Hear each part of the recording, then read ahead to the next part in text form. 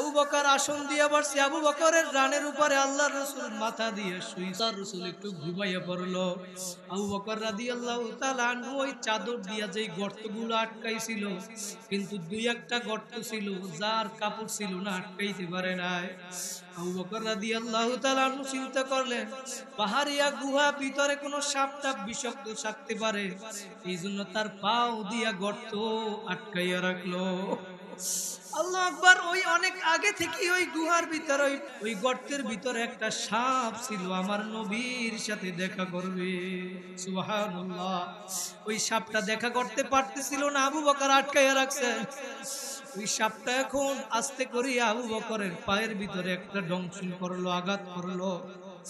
আবু বকর রাদিয়াল্লাহু তাআলা আনহু এখন সাপের আঘাতে চোখ থেকে দরদর করিয়া পানি বাইর হইয়া পড়ে।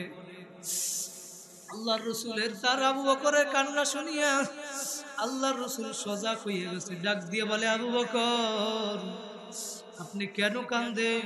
বাড়ির কথা মনে পড়ছে, বাড়ির কথা, আত্মীয় স্বজনের কথা মনে পড়ছে। আবু বকর ডাক দিয়ে বলে, ইয়া রাসূলুল্লাহ, না না না, আমার বাড়ির কথা মনে পড়ে নাই। যেই দিন থেকে আমি আপনার উপরে, আমার মাওলার উপরে ঈমান আনছি, ওই দিন থেকে আমি বাড়ি তো দূরের কথা, আত্মীয় স্বজন তো দূরের কথা, আমার জীবনের চাইতেও নবী আপনাকে বেশি ভালোবাসি। জোরে বলেন সুবহানাল্লাহ।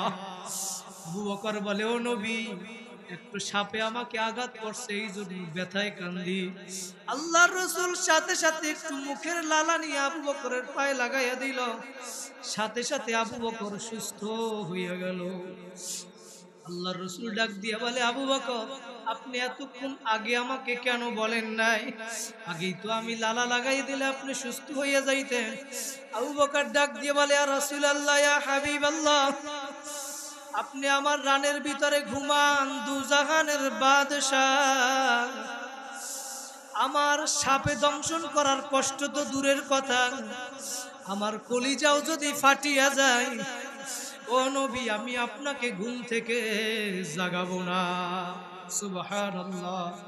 ওই রাত্র আল্লাহর রাসূল ঘুমাইয়া রইছে, চেহারার দিকে আবু বকর তাকাইয়া রইছে।